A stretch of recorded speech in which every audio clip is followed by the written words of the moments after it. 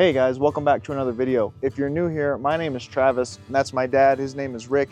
Today we find ourselves in Encampment, Wyoming, over 1,000 miles from home, because we bought this 1994 Dodge Cummins that's been off the road for a number of years, and we have to get it running and driving and drive it all the way back to Tucson, Arizona. It's been off the road for a number of years because the guy who owned it, John, he had problems with the injection pump. He took the injection pump off to have it rebuilt and never got it back. Isn't that nice? Yeah, he never got the pump back, and so he parked it. Everything on the truck was good. He just, no injection pump. So that's what I know about the truck. This is our first time seeing it. And so it's got that beautiful 12 valve that I love to see, but it's missing a very major part of this, which is that P7100 injection pump, which is where it should be, right here, and it's gone. So I did bring one. I bought another donor 12 valve a few months ago that had a hole in the block, but it had a good P pump. Pulled it off. I actually had it checked by a shop in Phoenix, so I brought that with me and some other odds and ends. So I'm hoping that I brought enough stuff to get this put back on the road, because if I didn't bring something or we don't have something, we're cooked. We're literally cooked. I mean, you are getting nothing. I mean, in Tucson, you can't get anything, but here, it's like being in space. If you didn't bring a tool and you're on the space shuttle, you don't have the tool. No. So we'll just take a look around the truck, see what we're working with, and you know, then we'll get started trying to fit this friggin' pump on, which I'm not looking forward to. I've never done it in the field like this. It's just a very technical job. Start checking some fluids here. We got brake fluid. We got our dipstick for the oil. That still goes down in there. Ooh. Yep, it's up to the safe mark. Here's our injection lines that we're gonna need. Here's the intake horn that bolts right here. We need the intake tube. It's a metal tube that goes from here to the intercooler. So we have the hose clamp there. We don't have a radiator hose. Here's our power steering. It's got some power steering fluid in it. So 94 was the first year for the 4-speed with overdrive and lockup. Is there fluid on it? Full. Okay, cool. Yeah, in 93, they had overdrive, but they got real smart in 94 and up, and that's the difference between the A518 and the 47RH, which is what this would have had. So in 89 and 90, they had 3 speeds, which was Chrysler 727. And then in 91, 2, and 3, they had the A518, which they added a 4th gear and overdrive, which is sweet. But they even topped out in 94 and up, where they switched from the A518 to the 47RH. RH means hydraulically controlled governor. And then they put a lockup in it, which is real sweet. And then in 96, 7, and 8, and a few years after, they did the 47RE, which was an electronically controlled transmission. Same transmission, just electronically controlled. So this one should have the 47RH overdrive lockup, which is good. It's a good transmission. No matter what people want to say about automatics, the 47RH is a good transmission. Well, we got completage up here. We have a belt. We're missing the, we don't have a fan clutch.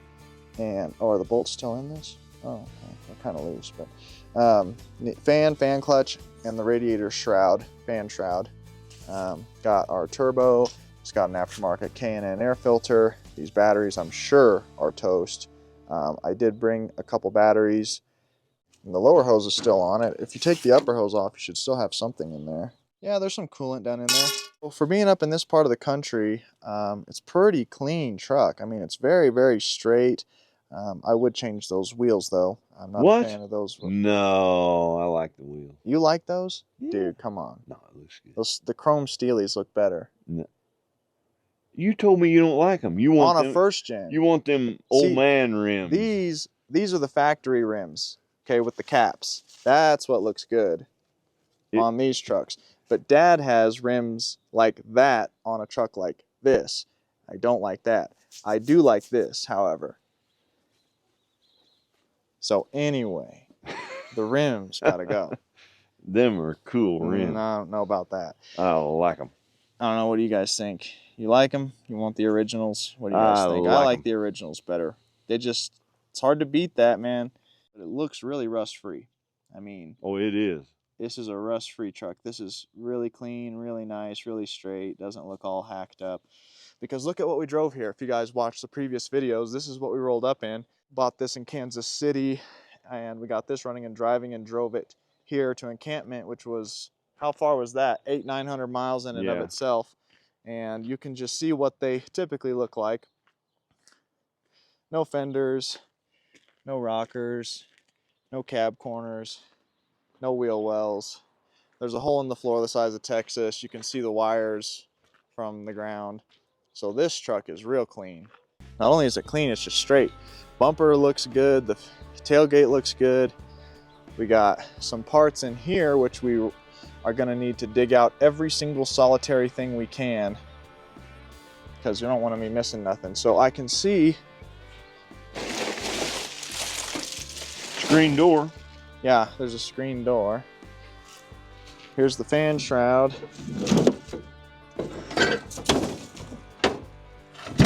Fan and fan clutch. Here is the intake, or the intercooler pipe, which we're gonna need. Here's the upper radiator hose, which we will be needing. Here's the, I can't remember if this is the washer fluid or the... We won't be needing that. This is washer fluid, yeah. We got some other whatnot stuff. There may be some stuff we need hanging around in there, I don't know. So let's take a look at the inside. So this truck, it's got power windows and door locks. Has manual mirrors. There'd be a knob here if it had electric mirrors. It's got cruise. Yeah, the other truck we're driving just has a blank face right here where all this would be. It's got pod gauges. Don't know if these are all hooked up. They kind of look like they are, but put a screw in. If you put if you screwed them up, that's gonna drive you crazy. Yeah, look at that. You got boost. You got, oh yeah, pyrometer, exhaust temp, and then you have trans temp. Be kind of cool if those actually worked. 299, 311. So just shy of 300,000 on the odometer. Got Ooh, you love this. It's got an original radio. I love the original radios. When people put aftermarket radios in them, it just messes up the look of the truck. It's just like those stupid 90s digital face. Was it Kenmore radios or Kenwood, whatever Alpine. They are. Yeah, I don't like it. I like this. Let's see if this is, ooh, these are, look, this one works. These are always broke. See the little thing that comes down? Yeah, those always break. So that's cool. I like that. Dash is pretty decent. I've seen them way worse. This one's got a little hole, but typically when you see them, they're not even there. So dash looks pretty decent. I'll take that. Pop open that glove box. Is there anything interesting in there? No, it's empty. Oh, some fuses. Okay, so that's empty. We do have the valve cover in here. Pretty nice shape. Carpets, I mean, truck looks clean. I mean, really, it's not bad. It's a clean truck. It just doesn't have an injection pump. Yeah, arguably one of the most important things you could have on the whole deal. Rear, it's got the rear opening glass. Some of these had one-piece glasses. I think that truck's got a one-piece glass. So that one's a pretty low option truck. It was just a plow truck, but this one's got the opening glass, it's just nice to have. Let's see, we got yeah, that looks good. Got the little doohickey here so you don't lose your cap. The tires themselves, I mean, they look good, actually. I mean, typically the first thing I got to do is brakes and tires, and these tires look good enough to run. Speaking of brakes and tires, does it have brakes? No, the pads are new. Oh my gosh. Killer pedal, yeah. It's got new pads. So let's hope and pray that the brakes work so we don't have to undo that can of worms. We're gonna have to start getting technical here about this injection pump, because it's everything has to be right. I can't stress that enough. With gas engines, you can throw a carburetor on, right? And you can MacGyver a lot of things to get gas engines to do whatever you want. You can't do that with diesels, and especially when you're talking injection pumps. if everything is not right, I mean, the fittings on the injection pump are not store-bought things, banjo bolts with holes in the middle of them and the sizes and they're metric and everything. You're not finding that stuff just around the corner. So No Ace Hardware? even if, well, even if there was, there's only a certain amount of bolts you're going to find that are going to work. No banjo bolts, so I have to have every banjo bolt. This is your, part of this is your throttle linkage. There should That might be the cruise. one of these. This is the cruise box right here. This is the vacuum cruise box. So wherever this goes. Oh, here's the third one. So here's cruise. Here's throttle and something else maybe for the, oh, maybe the TV cable for the transmission, I'd say. Here's the oil feed line, because these the P7100 pumps have oil feed from the engine. They're pretty industrial, actually, really industrial pumps. And it feeds oil pressure from the engine and then dumps it, I think, through here. Then here's your injection pump gear. Here's the mounting studs, spidey webs. Here is your fuel filter. I'm wondering, let's see if I pump this. Here's your lift pump. And if you pump this, if there's any fuel in it, you should get some eventually up to the front.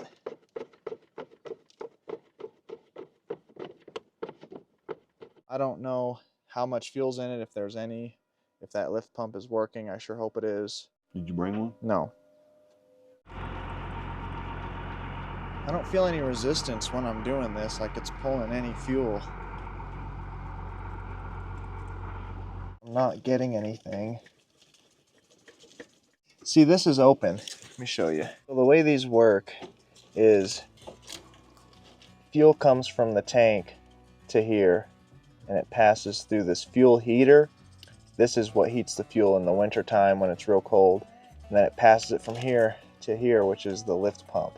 This is the fuel pump that pumps it to the injection pump. That's where you get your pressure from.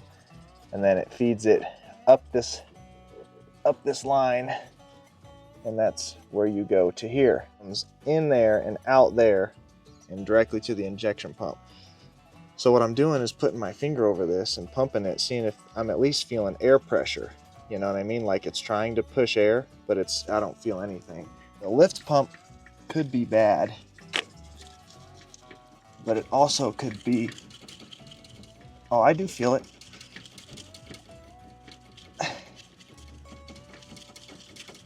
I feel some. It could be a thing of it's so dry that sometimes they kind of need to be primed, or you need to put a little bit of juice in them, and then they'll kind of re-wet and then start making a vacuum or whatever. Or the fuel tank could be totally empty. I don't know. Take this fuel hose off the fuel heater and see if I can maybe get some tranny fluid down in this lift pump, wet it. All right, so I did get it off. This is the top of a gear oil doohickey screw-on thing. Where's our funnel? That's the funnel. I don't know where our funnel is. I think I did put it in the engine bay. It may have came out on the road. I didn't lose it. You did if it came out on the road. Well, I didn't misplace it. Oh, here. Oh. Look at that. That's nice. Isn't that cute? All right. Well, I didn't have to do that. I thought I was being slick. I'll take this off real quick. There it is. The ATF. Them stupid things. Oh. Oh, man. Look at this, and then look at that. A twig or what? Oh, ruin the engine. You're out of here. All right, so that's a good bit of fluid. Hey! Something's squirting. See it? It's pumping. Okay, so what I'm gonna do before we put this on, I'm gonna put some tranny fluid in the filter, which is totally harmless. Diesels love transmission fluid. It doesn't hurt them. So I'm going to put the hose back on the heater.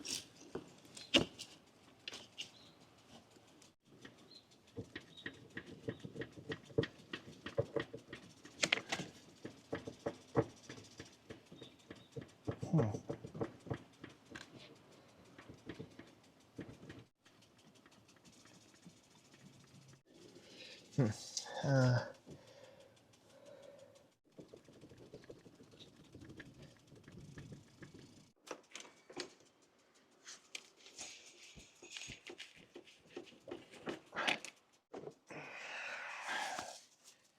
need to blow air back through it or something.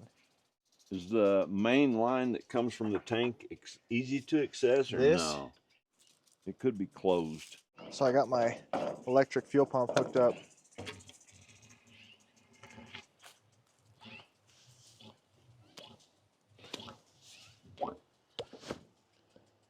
Here we go. I got it. The pumping diesel? Okay. Yeah. Took it a minute. Take my fuel pump off. And put this hose back on.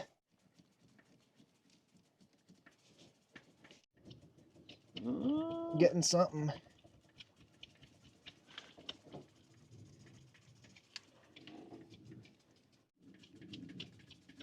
So I took the hose off that goes from the fuel heater to the lift pump. And if you look where it bends, see that hairline crack? And then there's also one right there. So that could be sucking air and not letting it deliver fuel. I did bring this length of hose, and we'll use this.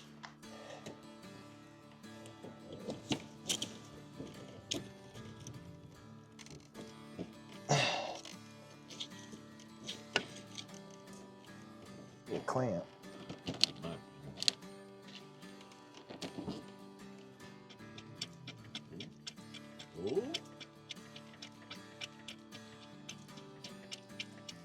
That's better.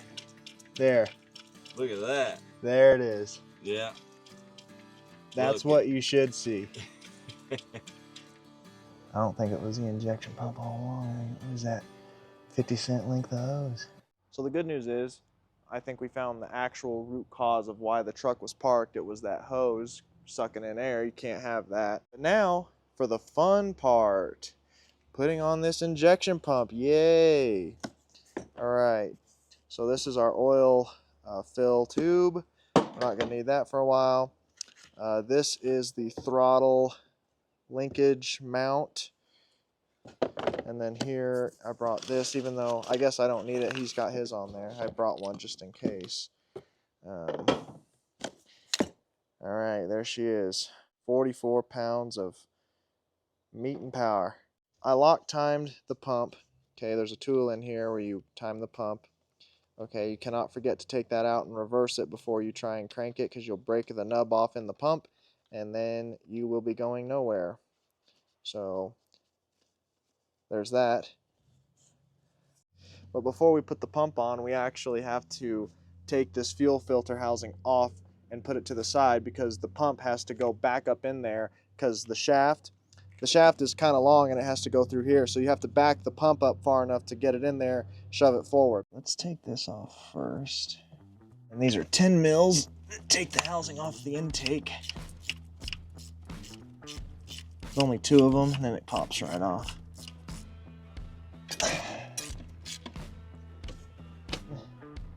And if we're careful,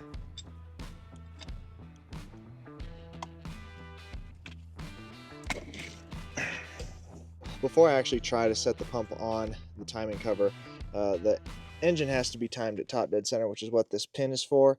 And when I guess when the motor's so open like this, I can take this out. See this pin? There's a little pin cut out or drilled in this gear, and when this slips in there, you'll feel it slip in like that, and that's how you know it's at top dead center. But instead of just feeling around and hoping that you got it, I like to get a mirror in here and then look, and then when I see the dot, I know I'm close, and then I can lock it in with that. And I don't see it, so I'm gonna have to turn the engine until I do see it.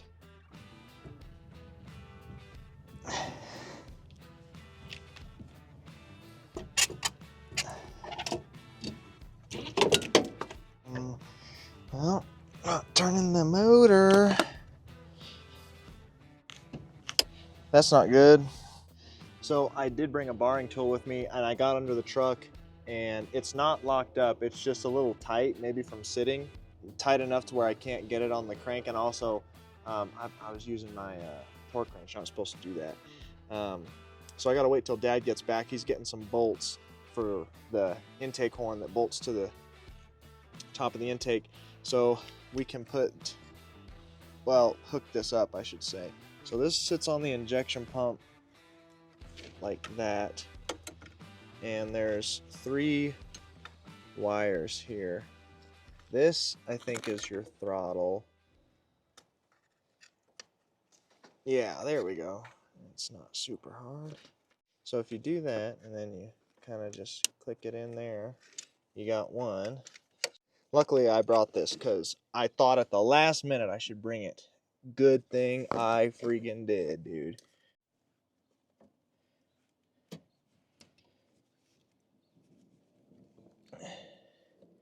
And the last one is the cruise control. Okay, so those are all hooked up, and then this is your throttle position sensor. So there's a lot going on here on this little jig. So we'll set that to the side. All right, that just goes onto the pump with 3 bolts. Dad's back. I'm gonna get under here with the barring tool, turn the engine, and Dad's gonna yell when he sees the divot in the gear. I don't know, I could be blind. I don't see nothing moving. Okay, so we're gonna hook the battery up and try and bump it. Blow motor's on. I don't know if you have to tighten this up. Bump it, yeah. Yeah, it's moving. Okay. Let me look in here. Just bump it. Again. Again. Again. Again. Again. I think I saw it. Bump it. Bump it. Bump it. Bump it. Bump it. Bump it. I think I saw it go by. Can we roll it backwards just a hair? Yeah. Yeah. Oh, there it goes. Yeah, keep going. There you go. You see the... I don't see the hole yet. A bit more. Oh, you're coming up on it. Looking to see, because I see a hole coming up, but it don't look real big. Let me see it. Let me see it. Oh, that's it. Oh, it is. Oh, does that little nipple come out in it? Yeah, that's it. So now that we see it, put this in there, and then I'm going to rotate it. When you feel it pop in there, we know we got it. Yep. There it went. There it went. Felt it. Okay, we're in. So don't move it. Just take it off. I'm going to pull this pin. Okay, there. All right, so just leave the pin. I pulled it out some, so now we're at top dead center. All right. It's time. It's time. Okay. This is the worst. It's a booger. Okay, so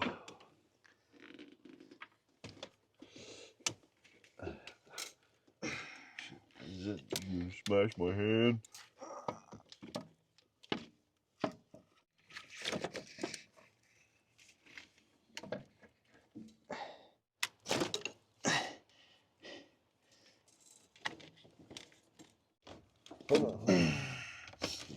Okay.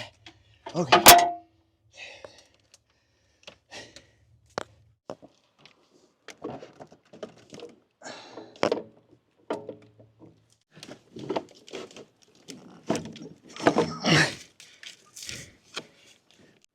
Well, it looks like it's trying.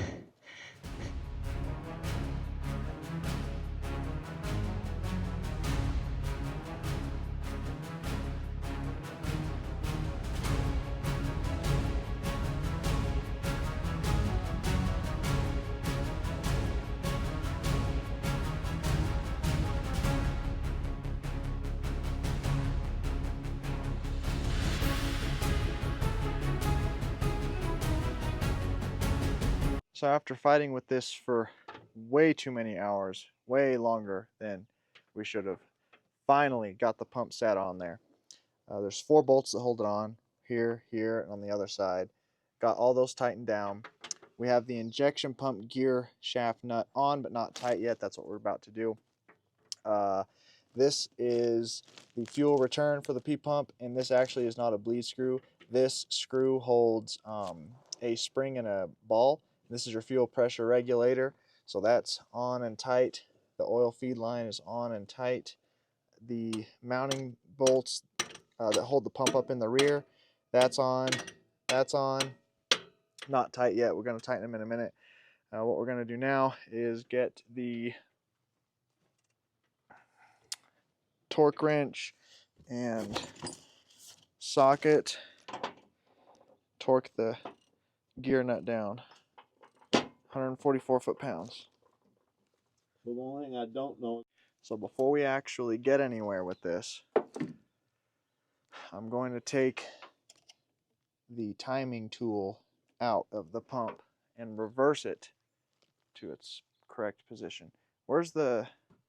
So the little tool is down here on the bottom of the pump. Okay. The crank tool still in it? I'm reversing it right now in the pump. This is the way it should go, plastic side down. It's not engaged with the pump. Then I gotta tighten that. Okay, should be good.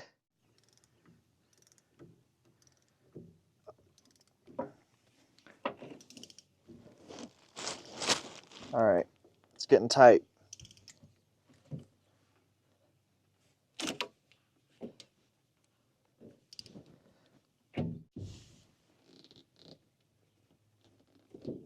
All right. Tighten it? Yep, it's torqued.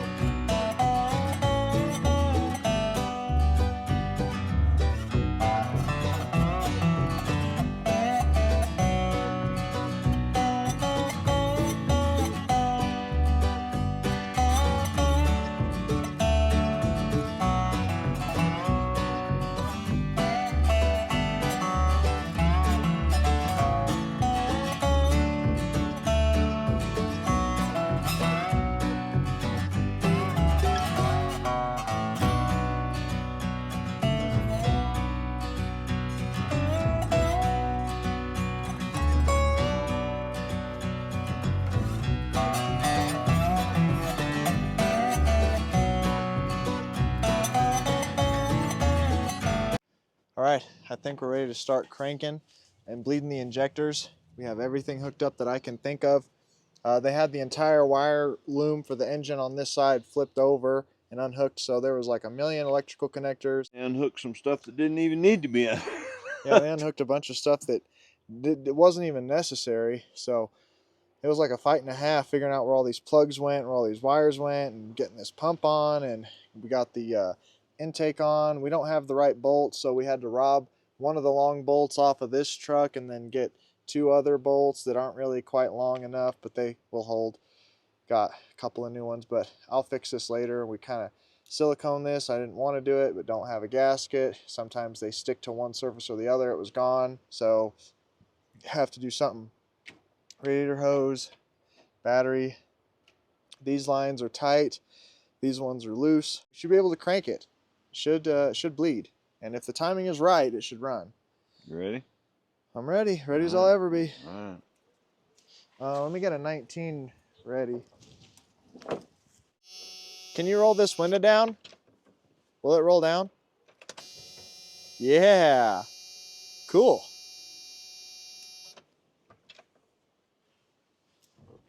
Okay. Crank it. Should be able to crank it. It's not pulling that switch, is it? Or did it? Are you cranking it?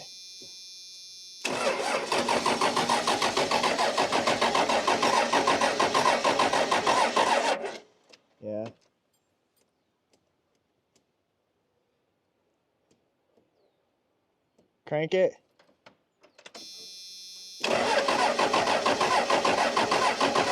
All right, stop. Yeah. Not pulling it? Yeah, I guess we may not have power to the plug here. Or, oh, let's see. Yeah, it's plugged in. Yeah, the fuel shutoff solenoid's not working.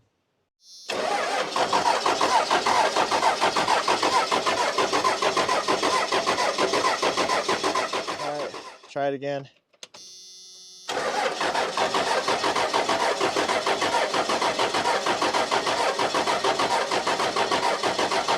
I don't want to kill that starter. Yeah. Okay, we are starting to get some out of 6. Close up number 6. Is there any more getting it? Ready? Just a little bit. Yeah.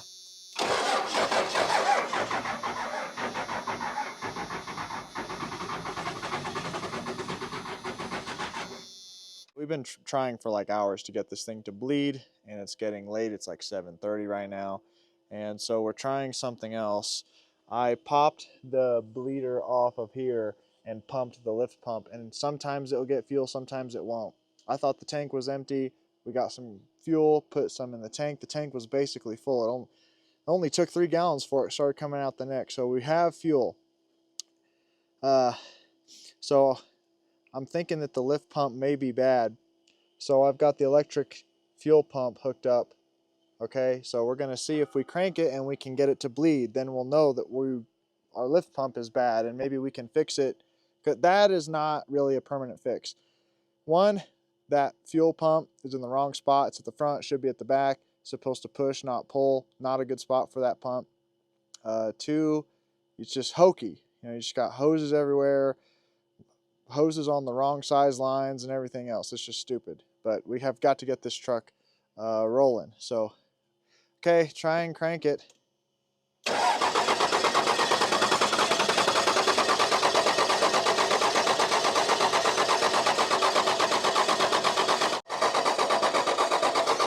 Yes, yes. Oh, all of them at the same time, dude.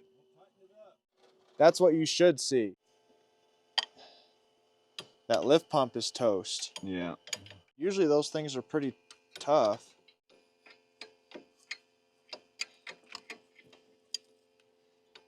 They're all closed. You should be good. I got this piece of wood here, but... Try it? Yeah.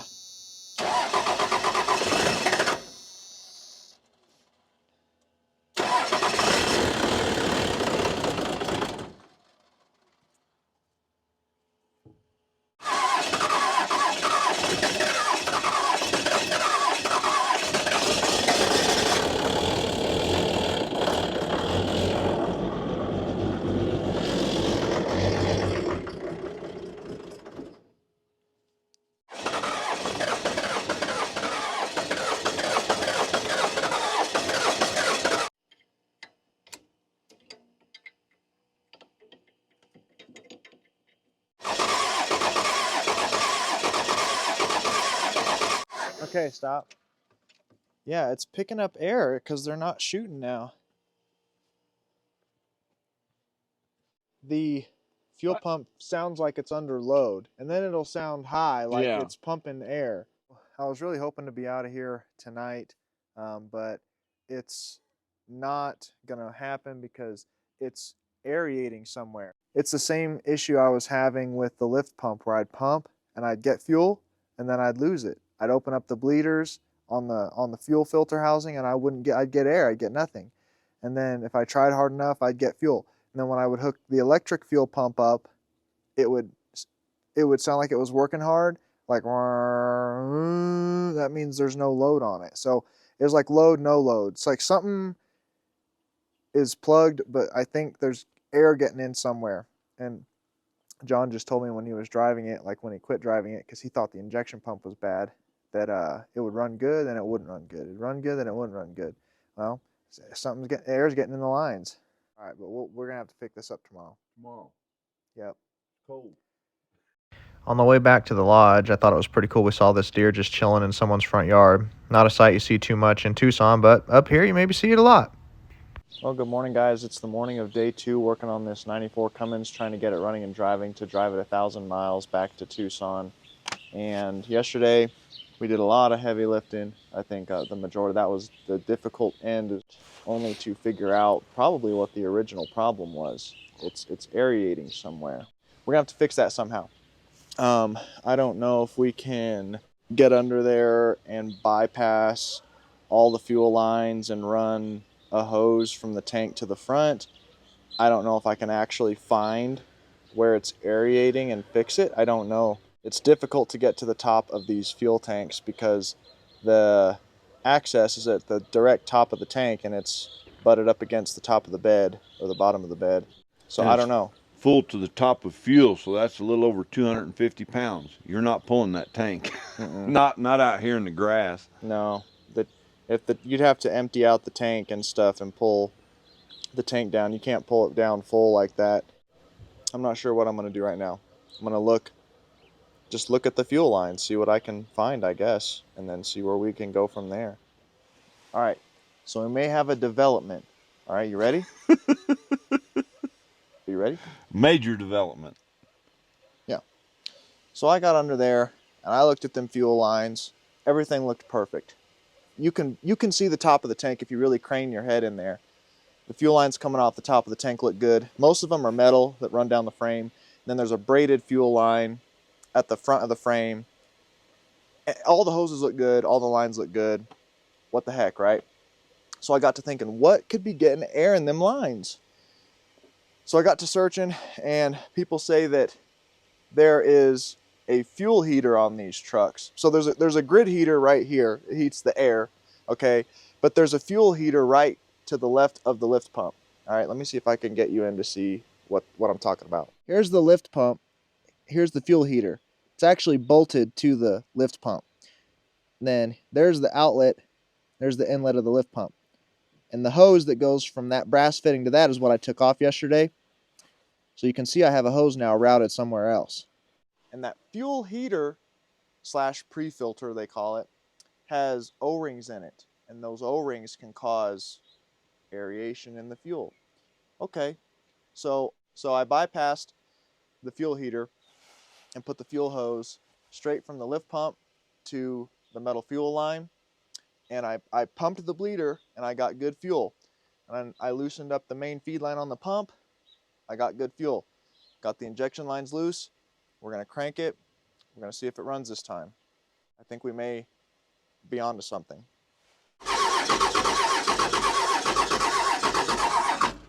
We're getting it. All right. I'm going to crank them shut. All right. Yeah, we're getting fuel. Actually, to all of them. Okay, moment of truth. It should, wait a minute. Okay, I got wood there. Give it a whirl.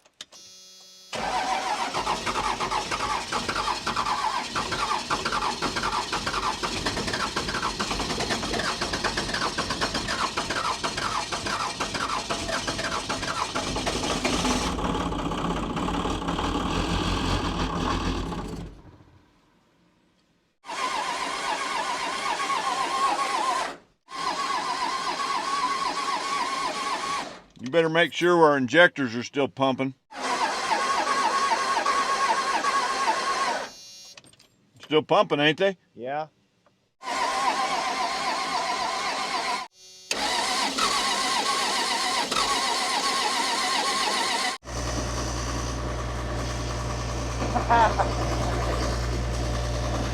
Got it.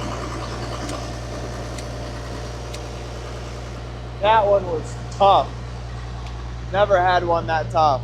Oh my gosh. Yeah, Dad was cranking it and we stopped for a minute and we were like, well, I don't know, is the timing off? Did the engine shift when I was tightening the bolt or the pump shift? I don't know.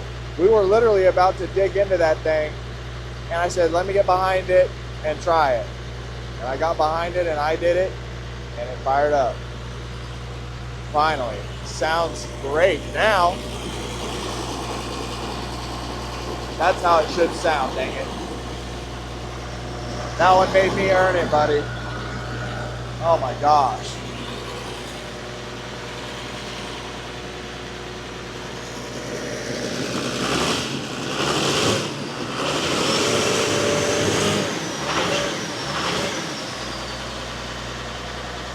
Yes, sir.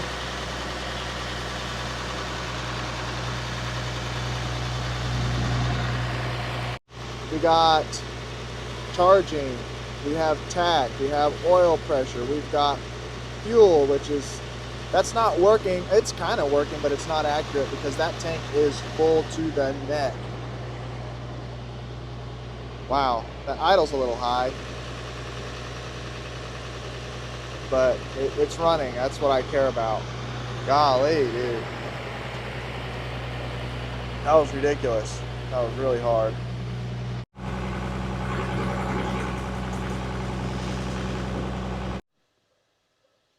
Now move it. Okay. Park. Okay. Put some tranny fluid in after we hooked that linkage up. Tried to put it in gear and the truck barely moved. And it's slow on. There's nothing on the dipstick, so hopefully we don't have a blown tranny too. Actually, he said, right before he parked it, he put a brand new tranny in it, which I guess every Dodge guy says it's got a brand new tranny, but he said it's literally got 80 miles on it. Hopefully it works.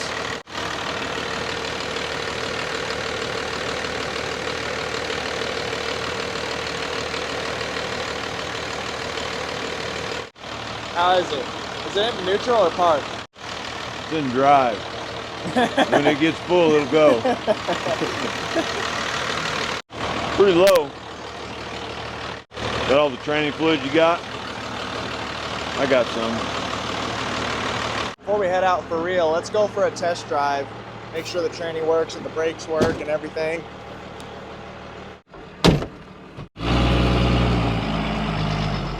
Temperature gauge come up ever?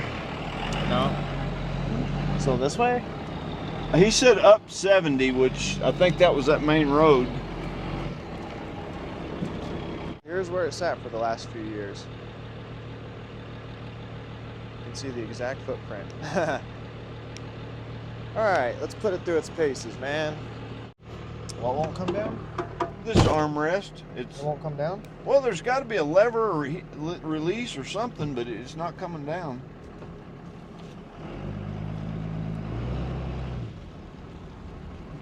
This thing was smoking so bad because no telling how much crap got dumped down it trying to Start it? Oh yeah.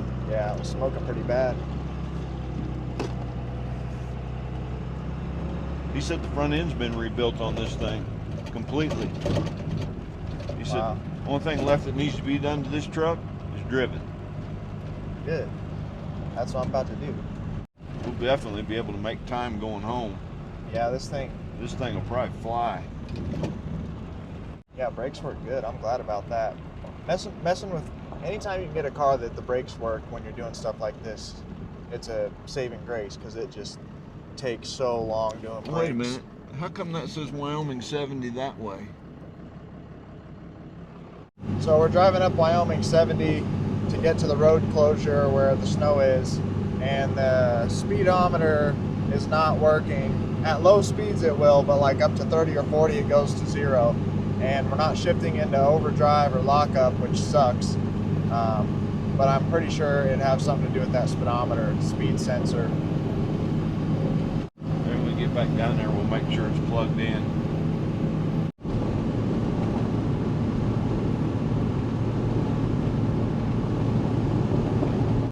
We made it to the road closure, and actually, I don't know why it's not snowing where we're at down at John's, but if you look close, you can see little flurries. Very, very slight flurry. Hard to even see. Nobody here. All right, you ready to go back? Yeah. Driving back now, and the speedo says we're doing 70, which we're definitely not doing 70 at 1500 RPM. So, but if I put my, it says we're doing 80. Yeah, I mean it's inaccurate, and then all of a sudden it'll drop to like 0. So I'm not sure what that's about. Beautiful part of the country though. Yeah, Wyoming's a beautiful state. Okay, we're officially headed out of town now.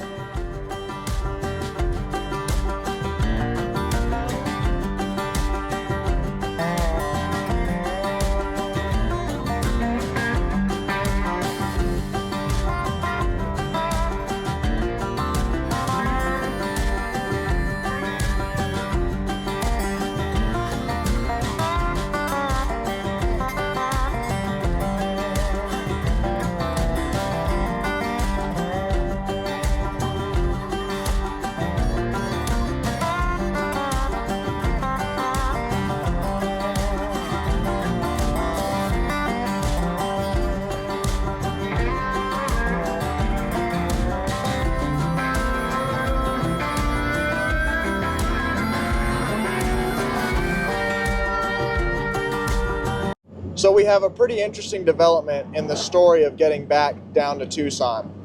So we were originally going to drive both of these trucks, this one and the one that Dad's following me and that was in the previous video that we drove from Kansas City to Encampment. We were going to drive both the trucks down there, and I was going to sell that rusty one. You know, I mean, yeah, just sell it and stuff, and that's kind of what my plan was. Well, anyway, we were in the hotel this morning eating breakfast, and as soon as I walk in the door to eat breakfast, this guy's like, "Who's driving that white Cummins out there?" I said, "Oh, I am." And he said, "Man, were you thinking about selling that?" And I said, "Well, I mean, yeah, but I got to get back down to Tucson with it, and but you'd have to get it shipped back wherever you're at." And he's like, "Well, I'm in Laramie, and I build cars for a living, and I got a customer that's building a Ford, and he's going to put a Cummins in it and everything." He's like, "What do you want for it?" I said, I got to thinking, I'm like, "Well, I don't know how you're going to get it back from Tucson." And then it hit me. I said, "Wait a minute. If we have this truck to drive back to Tucson in, I could take this truck to him if he's in Laramie." So I said, "Well, I'll take $5 for it and drive it to Laramie." And he called his customer up and said, "That's fine." So instead of driving straight to Tucson, we're driving to Laramie to drop off the 4-wheel drive rusted out Cummins, and then we're both going to hop in this and drive back to Tucson. But I think that is a total miracle from above, if you ask me, because in a place with a population of 450 people, I sold a truck without even having to list it. So I've never had that happen to me before, and I'm grateful for it, and I'm happy. So that's where we're headed right now. It's about 90 miles to his shop in Laramie, and it's not kicking into fourth or overdrive. So we're basically running a 3-speed transmission. I was kind of hoping to be able to zip back home kind of fast with that overdrive and lockup, and being that it's a 2-wheel drive and everything. It's got good highway gears. But nope, you can never win them all. So we got 3 speeds. I'm sure 4th gear works. I'm not worried about it. It's probably, I don't know, something to do. I know the transmission shifts hydraulically into 1, 2, 3 without computer, but 4th and overdrive are controlled by the computer. It has something to do with the speedo reading wrong, and it could be a temperature sensor because our temperature's not coming up, even though we've been running it for a while, and I know it should be at stat temp. The transmission shifts into overdrive and lockup based on the vehicle speed, and also they will not shift into lockup and overdrive if it's too cold. They have a transmission temperature sensor, and the trucks don't want to shift into overdrive and lockup if it's too cold. Well, since we're not reading any temperature on the gauge, the truck probably thinks it's too cold and it's not shifting, even though it could. I just don't have time right now to dig into that and mess with it. We got to get home. We've got to put some miles down. We got 1,000 miles to go. So we'll look into that later.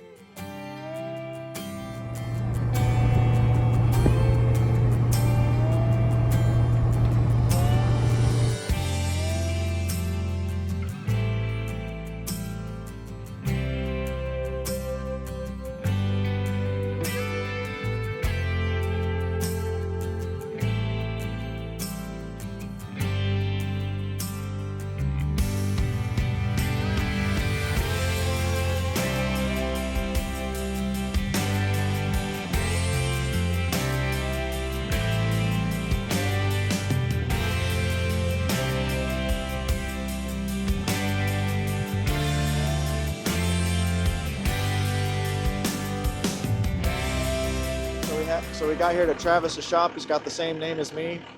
He did buy the truck, so me and Dad are officially in one vehicle. We got to get back to Tucson. Travis took my ride.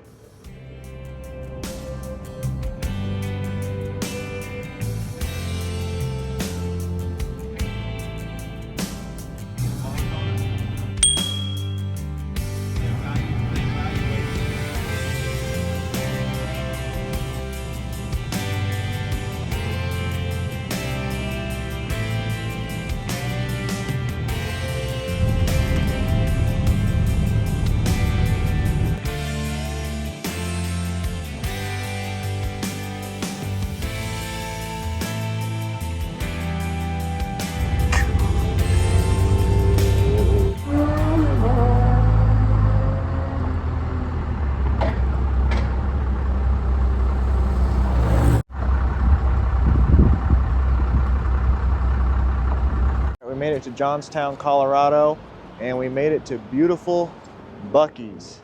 This is our second trip to Buc-ee's. This is like an event for us. This is the coolest thing ever. I mean, this is the American dream. This is what it's all about. It's about 200 miles. I just filled up. Getting about 17, almost 18 miles to the gallon. Probably be better if we had overdrive and lockup. Look at all these cars. Look at all these gas pumps, man. As far as the eye can see, dude. This place is brand. I wonder when they built. It looks brand new. Look at it. Dude, this is nuts. Look at the ice machines. Why you got so many ice machines? It's crazy. See, look at how smart Buc-ee's is. Restroom crew, $3 an hour extra. Nobody wants to do the restroom cleaning job, so they pay you extra. That's how they get people to do it. It's genius.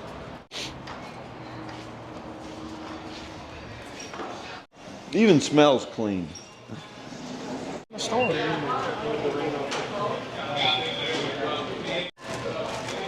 at this truck. I gotta put something in here. I gotta spend at least $100. In Buc-ee's? Yeah, you gotta spend at least $100. I gotta see. I kind of like that.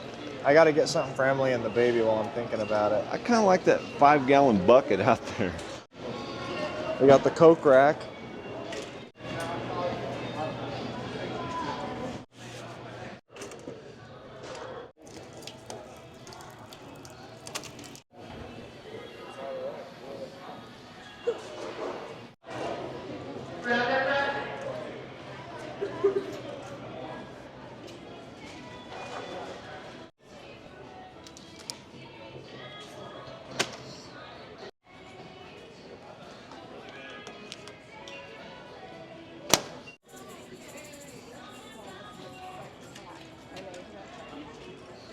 Yeah, I'm looking for a baby outfit for her. I mean, just straight up. That's funny. Just I don't straight know. up, that's Buc-ee's. She'll grow into this. Yeah, for sure. Got to get something for the baby, you know what I mean? They got apple pie, peach cobbler, 3 meat sandwich, big buck and brisket sandwich, beaver chips, which are good, apple pie, sausage on a stick, sliced turkey sandwich.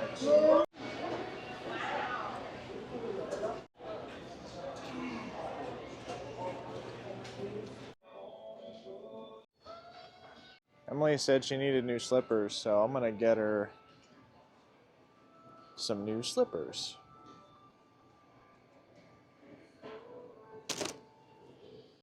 Gotta get Emily some of these. Or the heart ones. I think I'm gonna do these. Look at the soda fountain. Check these out. Mini cookies. Crunchy, sweet, and salty treats. They got honey glazed pecans. You can get 2 of them. It never ends. This place is just awesome. Got me a pecan log roll. Mom gets a Buc-ee's blanket. Buc-ee's slippers. And I got some jerky. Yeah.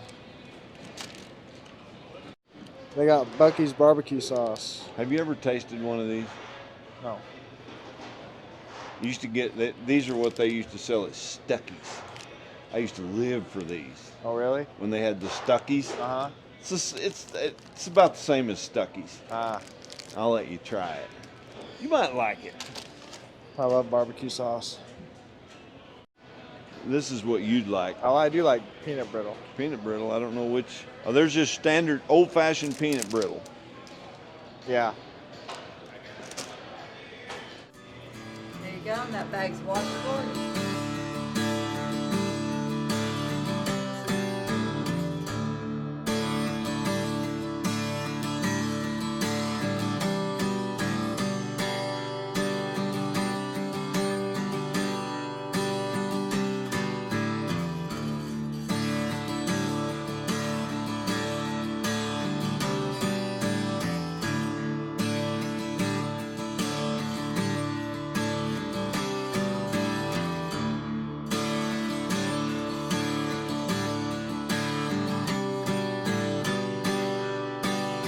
Right there? Or right there? Oh yeah, up top. All right. You want to put it on? No, put it on.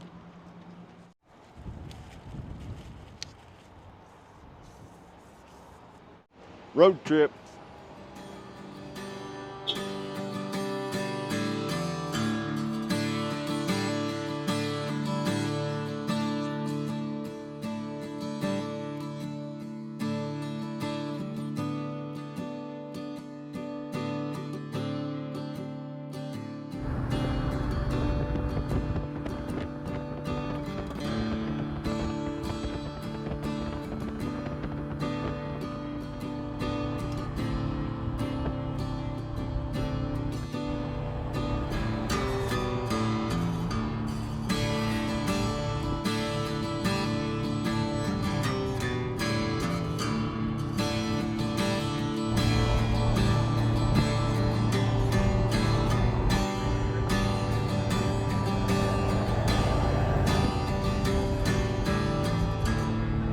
I wanted to stop.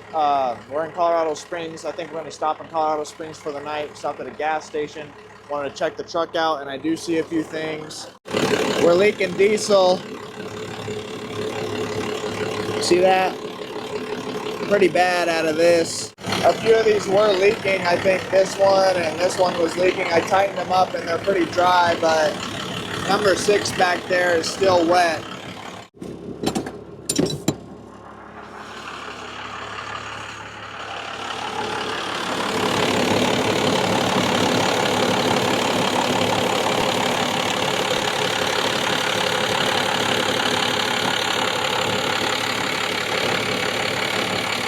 Tighten that up a little bit. I don't want to go crazy.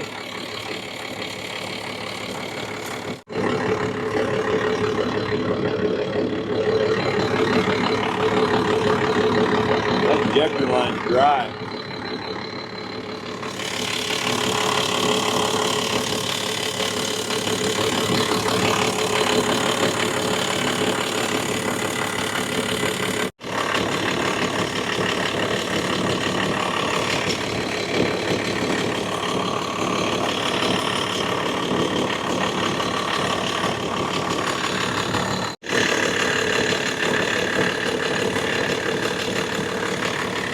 Let's see if it dries up back there. Dripping from the transmission.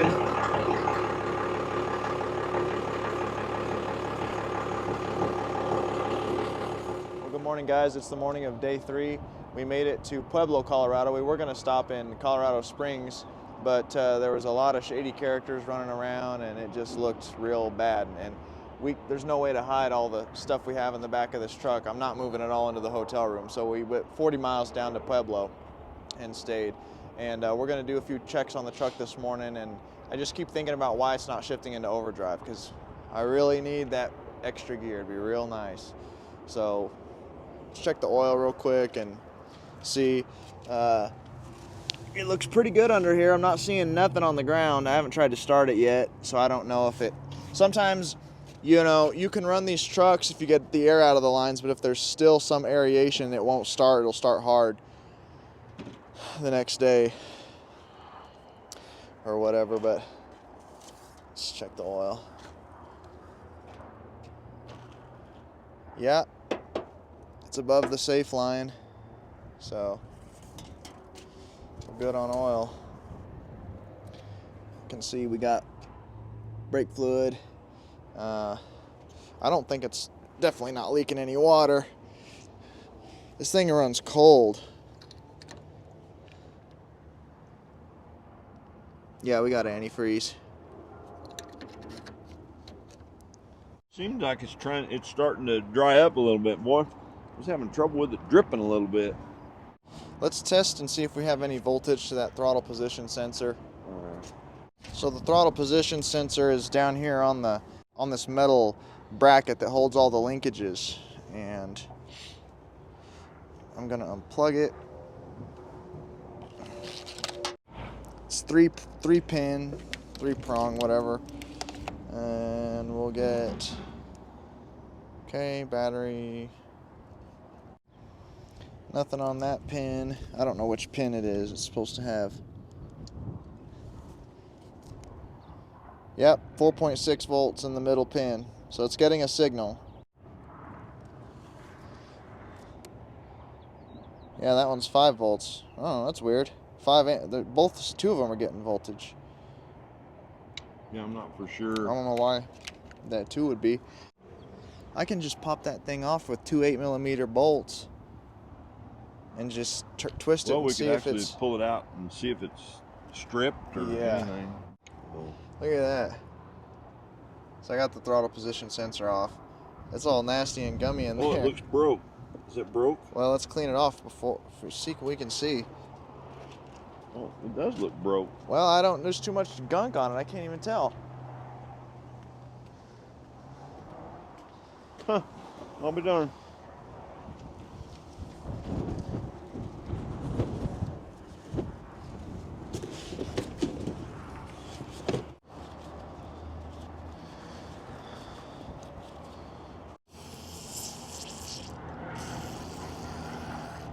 There's a lot of junk in there, I'll tell you that, but it's still in there. Oh, maybe not. It looked broke.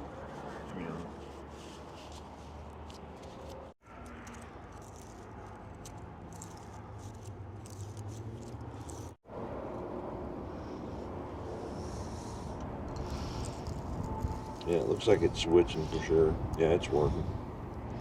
See, a lot of them get changed. They just don't usually go bad. They usually last pretty good. Yeah. Yeah, it's working. Okay. Weird. No, these trucks don't go into overdrive and lock up until it recognizes 70 degrees. And we know the thermostat is straight open. And obviously the weather here is a lot cooler than it is where we live. I surely don't think that the temperature of that water is lower than 70. That's impossible. Man, this thing is so filthed out.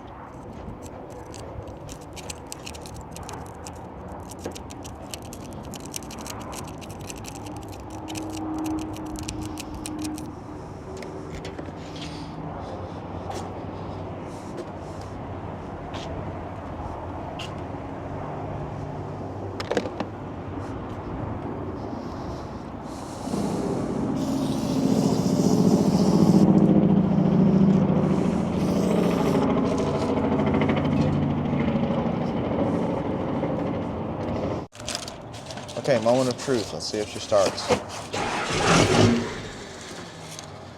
Uh-oh.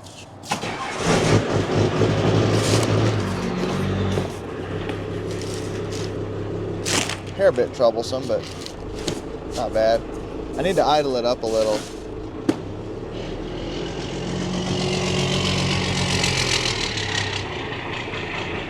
It's running. I was going to have you rev it up. I'm going to see if this thermostat's open already.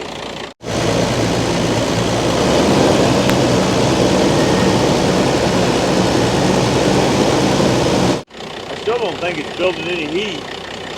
Nah. Last time we filled up was the Buc-ee's in Johnstown, Colorado, which was 152 miles away. It just took 7.7 gallons. That's 19 point something miles to the gallon. That's even with fuel dripping out of number 6 injector and on the pump. Pretty good. That's a 12 valve for you.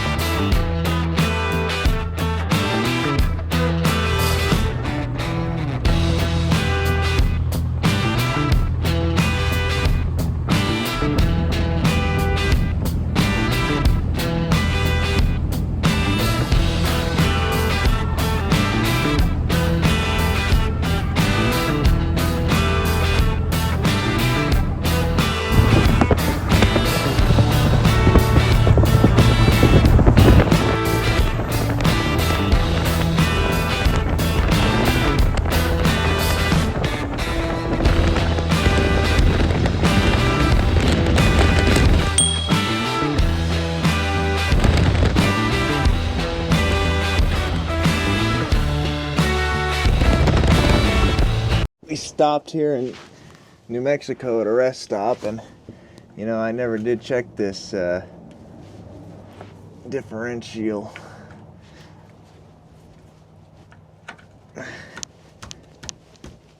Can you give me a hammer?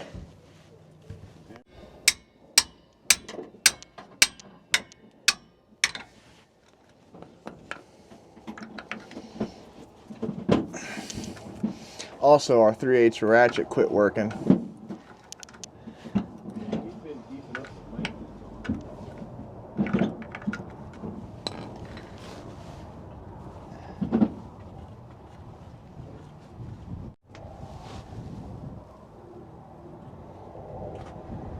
Yeah, it's full. It's full.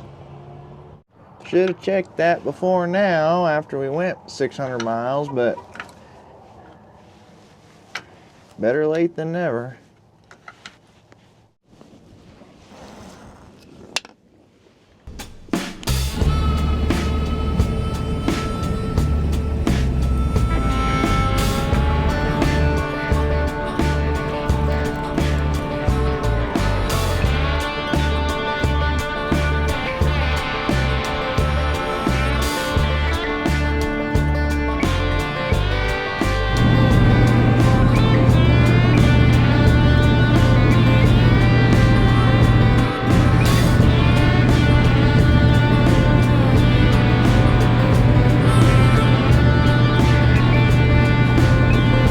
Just stopped in Albuquerque. We filled up in Las Vegas, New Mexico. There's a Las Vegas, Nevada, and New Mexico. And that was 127 miles ago, and we just filled up 8 gallons, so it's getting about 15, 16 miles to the gallon. I don't know. It was 19, now it's 16. It's probably attributable to not having overdrive and lockup. We got to be at like 22 to 2,500 RPM, which is a little high. If we had overdrive and lockup, it'd be a lot better. But we're trying to make it home tonight. It's 5 o'clock right now. If we're going 60 miles an hour and we got 450 miles to go to home, that's averaging 60 miles an hour. We'll get there in 7.5 hours, which is 12:30. But something's gonna. Actually, it never takes. It's gonna probably be 1 a.m. Actually, we'll lose an hour, so we'll be home an hour early. Oh yeah, because there's a time change, so we'll gain an hour. So it'll probably still be around midnight, 1 o'clock. So we'll keep heading that direction. Kind of close now. Hoping to not have another hotel room stay tonight. It's crazy, they're so expensive. Even a cheap hotel, cheapest motel, you know, we're no frills. I'm no frills, Dad's no frills. The cheapest, whatever you got, if it's got a hot shower, a continental breakfast is nice, but not always. I mean, it's $90. $90 to $100 to stay in any hotel room in the country, the cheap ones.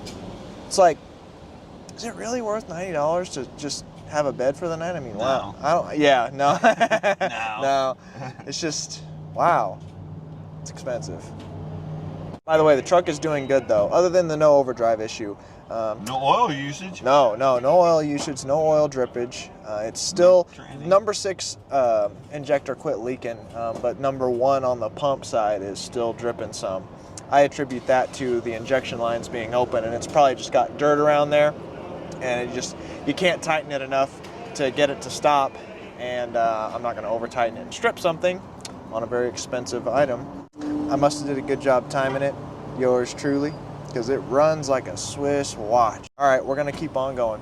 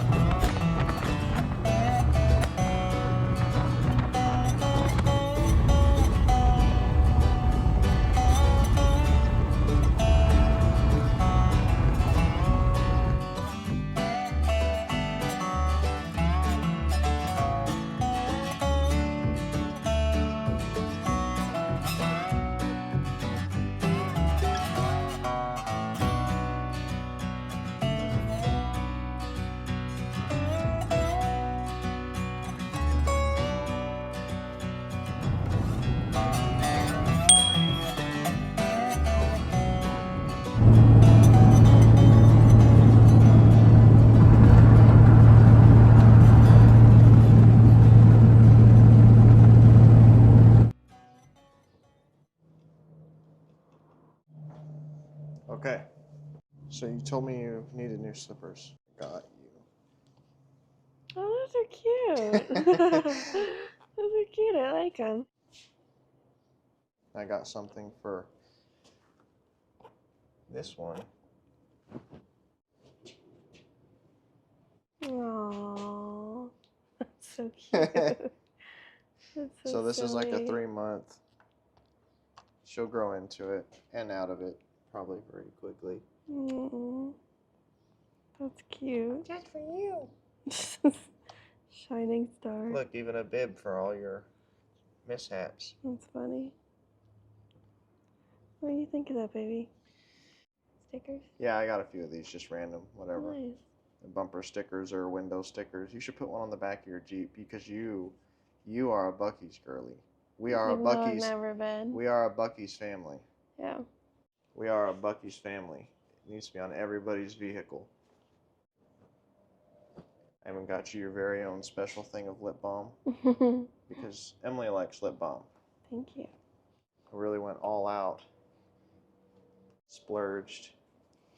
What's it say? I followed my heart. It led me to Buc-ee's. Goodness. It's Buc-ee's heart earrings. That is so silly. She'll wear these at the wedding. Yeah, right. It doesn't surprise me that they sell that. We're going to a wedding this weekend, and I think Emily should wear the Buc-ee's, the heart earrings. What do you guys think? That's wedding material, isn't it? I thought so. I think Harmony would appreciate that. Harmony would. She would think that that's funny, actually. Should give that to her as a wedding gift. Dude, that's a good idea. That's hilarious. Okay, I'm all out of stuff. Adorn my wife in only the best from Buc-ee's. Shirts, slippers, earrings. She already has a Buc-ee shirt, so do I. Yeah, gotta get there eventually. Yeah, you got Buc-ee slippers, Buc-ee shirt, Buc-ee's earrings. You need some kind of Buc-ee's pants. Buc-ee's pants. Yeah, like they have pajama pants. Mm. Okay, that's all I got. Here's little Nova. Here's a little update on her. She's alive and well.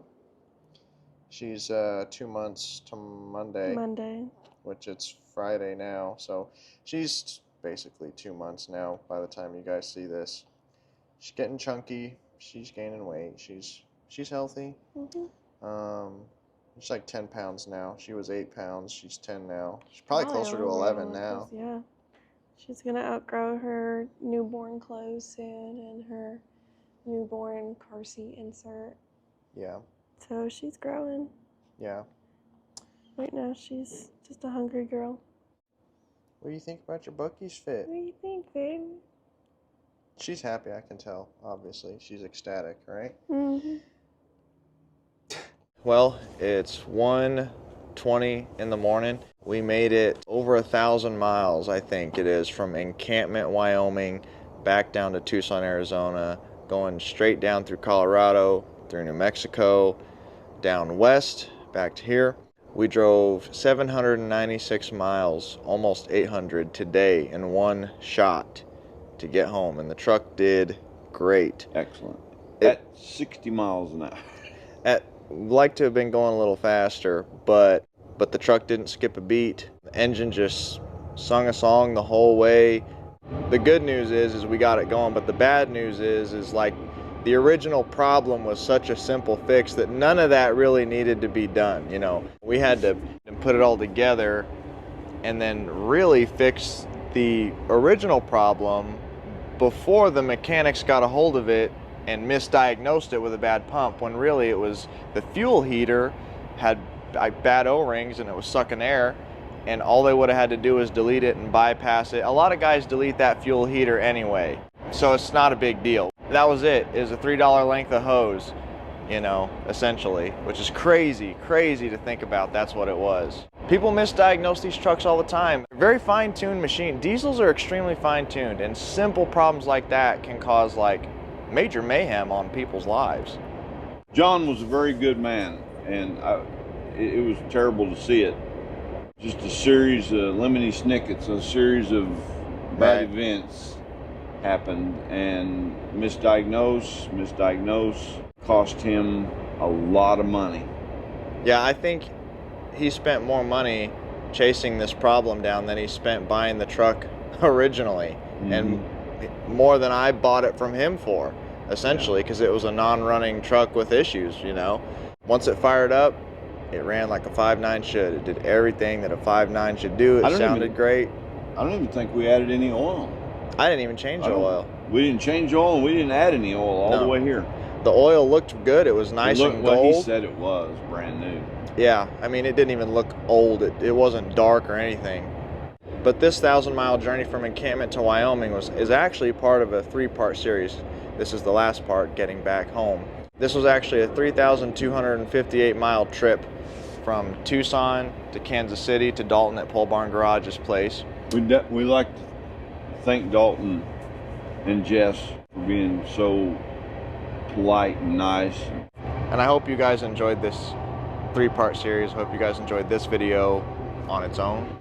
A lot of work went into it, a lot of planning. We thank you guys for watching and for viewing these videos. We give it our all, you know, we give it our all. With that, guys, I'm gonna go to bed. We'll see you guys in the next one. We'll see you. That's it. And scene.